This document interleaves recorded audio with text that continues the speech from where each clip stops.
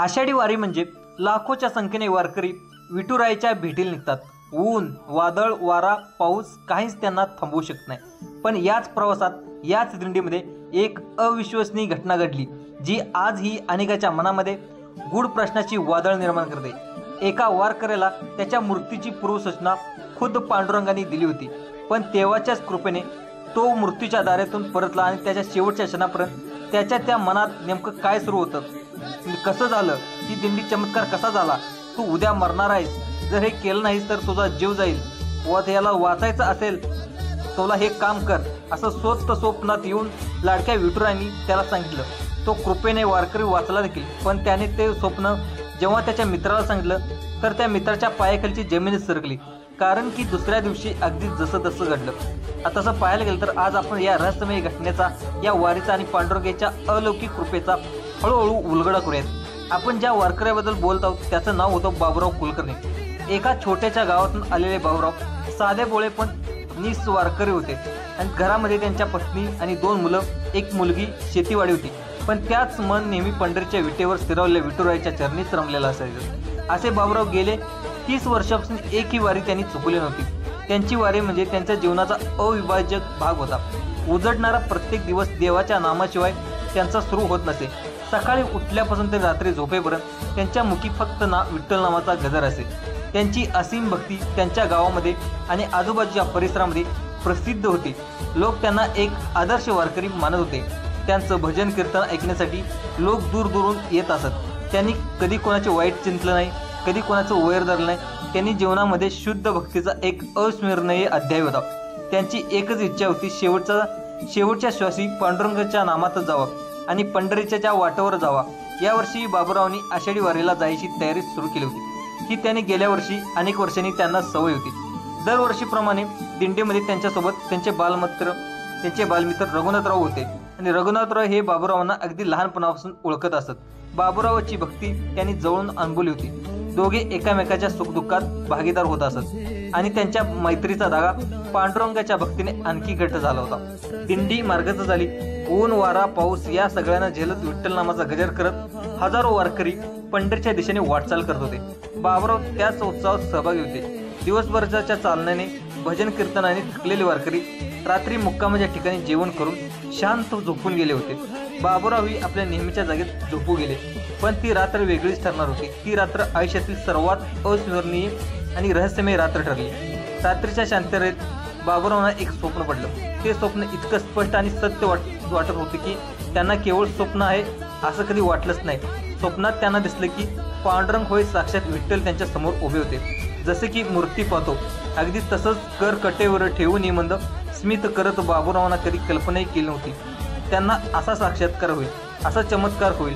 थेट पांडुरंगाचा त्यांच्या स्वप्नात येतील।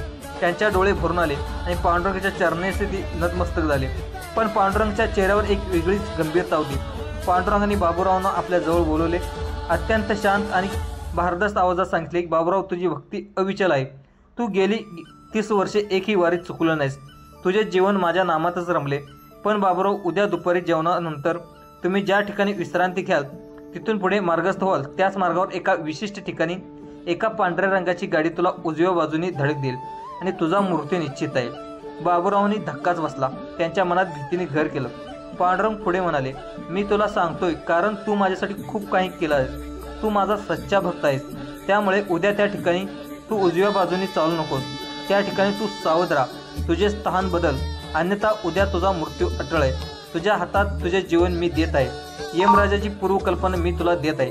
बाबूरावांना धक्काच बसला आणि त्यांच्या मनात भीतीने घर केलं। पांडुरंग पुढे म्हणाले, मी तुला सांगतो हे कारण की माझ्या भक्तीमध्ये तुझं आयुष्याची 30 वर्षे घातलीस।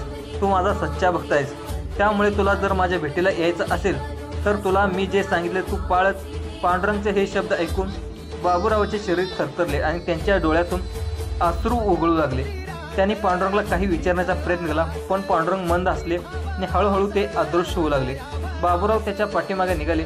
ते पण काही वेळानंतर त्यांना तिथे कोणीच दिसलं नाही। बाबूराव झोपेत असताना देखील डोळ्यातून अश्रू वाहत होते, पण त्याच्या मनामध्ये एक अनमिक भीती आणि अंग थरथरत होतं। ते स्वीकारण्याची भावना त्यांच्या मनामध्ये होती। त्यांना आता कळलं की जे जागे झाले त्यांना वाटलं कदाचित हे स्वप्न आहे, पण स्वतः पांडुरंगाने सांगितले की उद्या याचा मृत्यू अटळ होता. पण पांडुरंगाने त्यांना वाचवण्यासाठी हा दृष्टांत देखील दिला होता. हे केवळ एक स्वप्न नव्हतं, तर पांडुरंगाने दिलेली पूर्वसूचना होती, एक साक्ष होती. एक सकाळ झाली.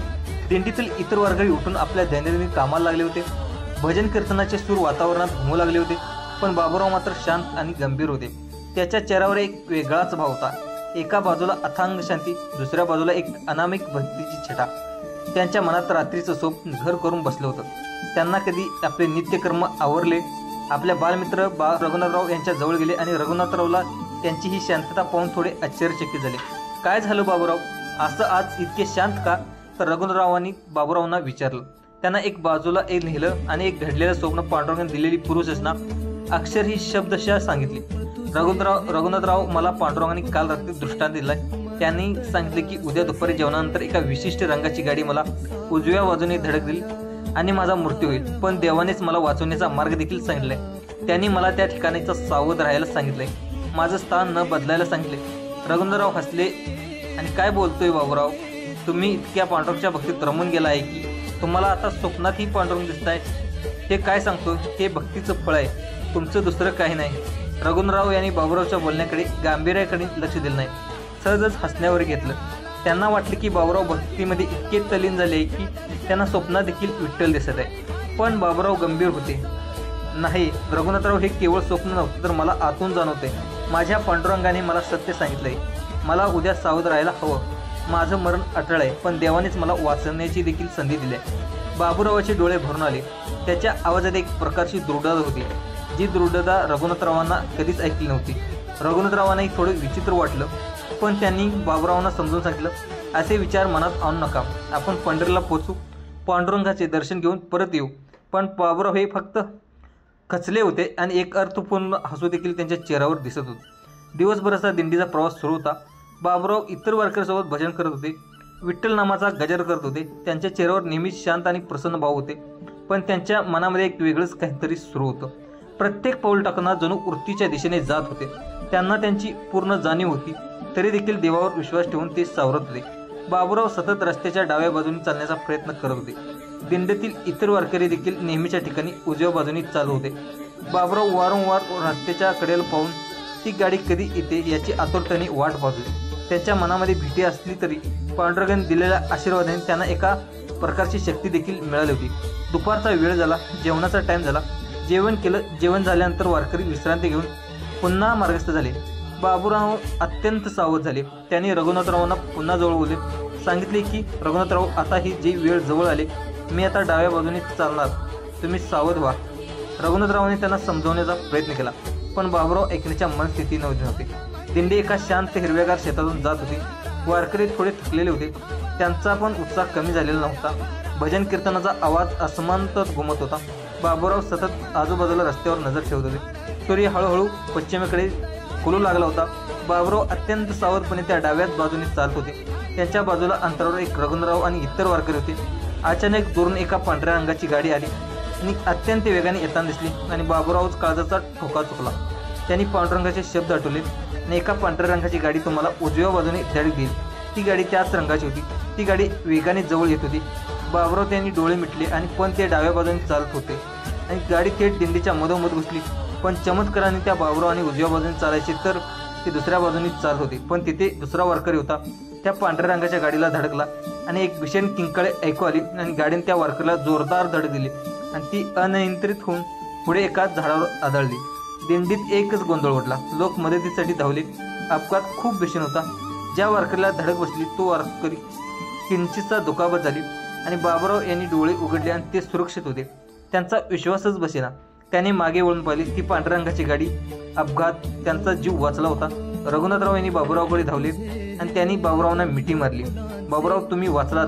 देवा, तुम्ही खरं बोलत होतात. बाबूरांगाने तुम्हाला वाचवलं. रघुनाथरावांच्या डोळ्यात पाणी होतं. बाबूरावने शांतपणे उभे होते आणि त्यांच्या चेहऱ्यावर आनंद देखील होता आणि एक कृतज्ञता देखील होती आणि एक मिश्रित भाव होते. त्यांना कळलं होतं की पांडुरंगाने खरोखरच मृत्यूच्या दाढेतून त्यांना वाचवलं होतं. दिंडीमध्ये एकच चर्चा झाली. ज्या वारकऱ्याचा अपघात झाला होता त्याला रुग्णालयात दाखल करण्यात आलं होतं. पण बाबूरावची कथा वाऱ्यासारखी पसरली.